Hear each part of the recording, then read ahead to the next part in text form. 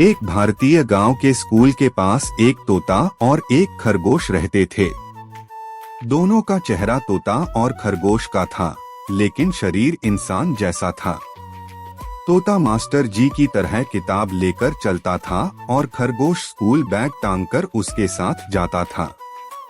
दोनों बच्चों को पढ़ने और अच्छी बातें सिखाने की कोशिश करते थे, लेकिन बच्चे खेल में व्यस्त रहते और उनकी बात नहीं सुनते।